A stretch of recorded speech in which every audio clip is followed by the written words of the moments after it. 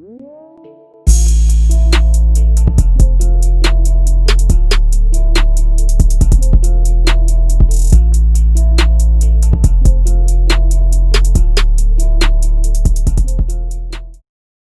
right, everybody, welcome to the Jacob Gospel Podcast. Again, my beautiful wife, Brenda Gospel, on here helping me out, keeping me on point. Today we're talking about not the words you say specifically, but how you say them. Right. Mm-hmm. So, man, because I can say, I love you a million different ways, just by the tone of my voice and the body language and all those things that come out. So when we're talking about that, this goes for your work, your kids, your spouse, your friends, everything. Be mindful of the attitude that you have and the things that's going on in your life, because that's going to be the driving force of how you say things. Yeah. Because, I could be at work and, we got Heidi over here doing her thing for us and I could be in a wonderful mood and I'm like, man, great job. Great job. Or I could be in a pissed off mood and I could come to Heidi and be like, great job. Yeah. And those two things, one means, man, like she felt the love, and the other one was like, man, you fucked that all up. It's like when I make my kids apologize for something. And I usually get, sorry. It doesn't really relay sorry. Right. What it relays. Whatever, you just forcing me to do this and I hate you. Yeah. Like, I'm gonna stab you in the face. Exactly. Did you just give like the F signal? My parents used to say it like you mean it. Say it like you mean it. That's right. That's right. Yeah, that's Heidi back there helping us out. Yeah. Thank you like for that. You mean it. That's right. Thank and my kids that. say it like they mean it. Yeah. That's how they mean it. Right. They mean it. They're like, bitch, If you could hear the eye roll, you could literally hear the eye roll. Yeah. Right. When I used to work customer service, they used to tell us when you answer the phone, before you say hello or whatever it is, to put a smile on your face, because the person on the other end can hear your smile through the phone. And so I got in the habit of doing that, after 10 years of being in customer service, because people can hear it in your voice and they can tell what kind of a mood you're in right away. And if you're ready to help them, or really if you have to help them. If you have to help them, that's right. Exactly. So what I do, y'all know, man, I work with a bunch of people all the time. So meeting with people, it's incredible, because like the other day I started my day, first person I talked to that day, the old me used to let that set the tone for the whole day. So the first person I talked to, complete asshole, didn't want nothing to do with me. I'm talking like ran me through the ringer. It wasn't me. It was not you. And but I didn't let that get to me. I just knew, I was like, man, this person probably sees a bunch of people like me coming in, and he just like stereotyped me and just put me in a category, and that's not me, and that's okay, because he don't know me. And I just moved on. Couple people later, everybody was good. Then the next 2 or 3 people I met with were so thankful that I showed up there. It was incredible. So the things that we have going on makes the way we say things happen. Right. And you have to control that. You have to know that. So it's funny how you say, put a smile on your face before you answer the phone. You know what I do? So there's a couple things I do when I get to an agency to go and speak with someone. The first thing I do is I put a smile on my face before I get there. Like I literally tell myself, you are in a good mood. Yeah. In a good mood. Right. I do that. There's nothing that someone can say to you that's going to put you in a bad mood. Like, it's like, you are in a good mood. Then you know what the next thing I do? If I'm early, I don't hang out in the truck. I don't park and just sit and wait, look at my watch and wait to go in, because that'll let some negative stuff come in my head and put me in a bad mood. And don't scroll social media. Right. It'll put doubt in my head. That will definitely put you in a bad mood. So one or two things. If I'm early, I will ride around the block until it's time. And when I park my truck, it's like there's a routine. If I'm carrying a bag or something, my bag is ready to go. Like I don't fidget. Like when my truck parks, I turn the ignition off, I get out, grab my stuff, and lock it and go in the department. Like I'm on a mission. Like I'm going to fight someone. Right? Yeah. It's on. And with action, because action creates momentum, and that momentum creates more momentum. It's like a snowball effect. Like, so if you're doing that happy, go ahead. I just thought about it. You actually are like Caroline coming out of school on a Friday afternoon with her book sack and everything, Mhm. like running to the car. Yeah, to go we're home. rolling, man. It's Flexing Friday today, Flexing Friday. So She's on a mission. She's out. Right. So when you do that, you create that momentum. Well, think about it as the opposite way. So like if I'm in a messed up mood and I'm just I don't want to go in this department Hating because Monday. man, you know what, that agency, man, or what. So as soon as I start taking action, guess what? It drives more of that same action. Yeah. It snowballs into that negative stuff. So now when I'm in the front of that person, man, they don't want to hear me because I don't even want to say what I'm going to say to them. Yeah.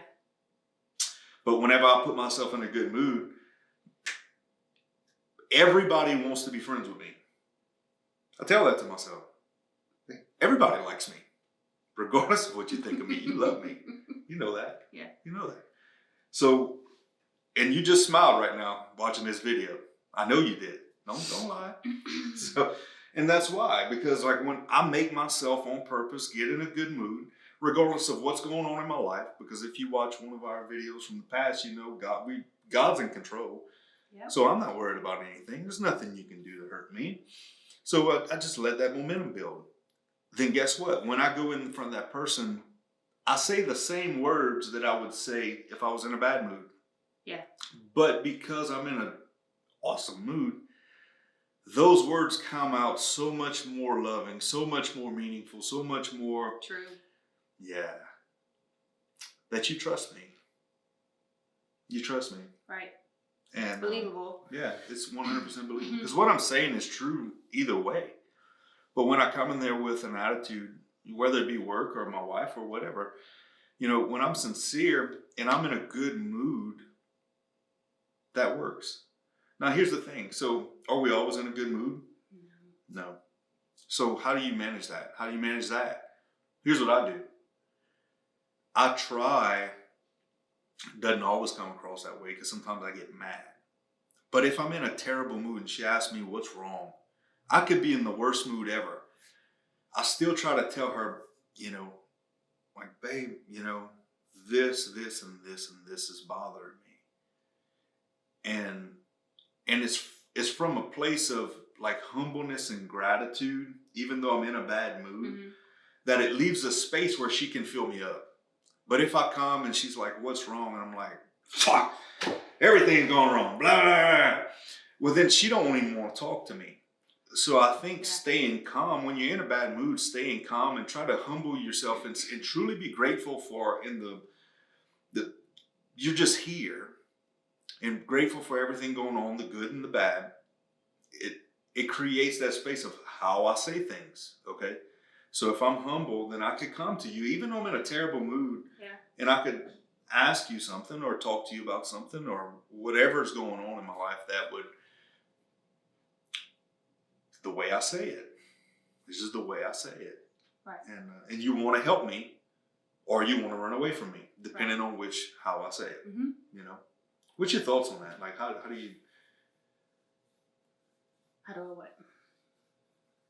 navigate how you say things? Give me your thoughts on how you say things. Positive versus negative. Like, what's your... I think it's a practice that you have to go through.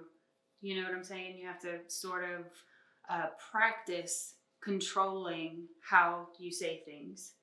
But, you know, if I'm sitting down to have a conversation with one of the kids, if I jump right into either yelling or fussing or belittling or being sarcastic, I already know from experience it's not going to be received.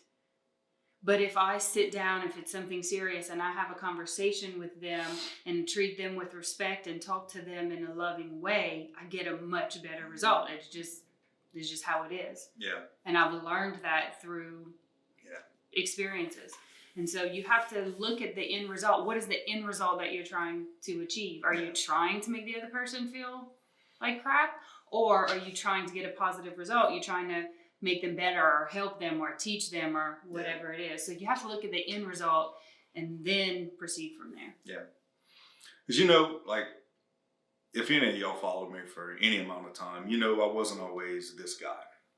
You know, because you said something like, is the point to help that person or hurt that person?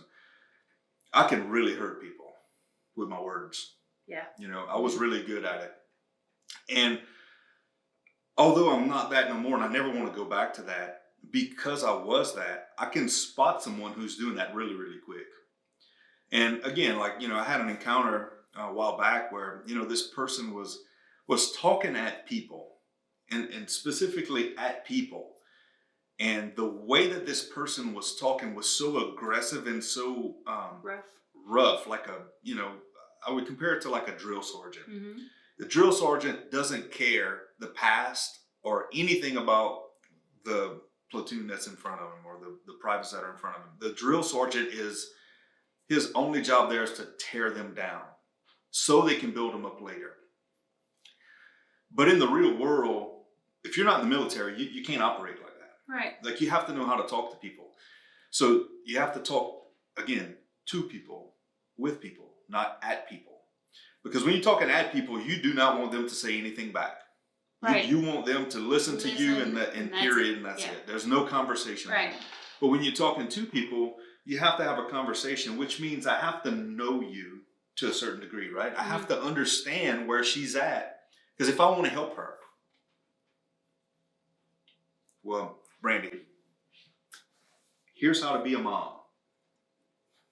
How's that? And I go into, so, you know, you meet a guy, and then, you know, you and that guy, you know, make a baby, and then, so I'm going to get in. How's that help you?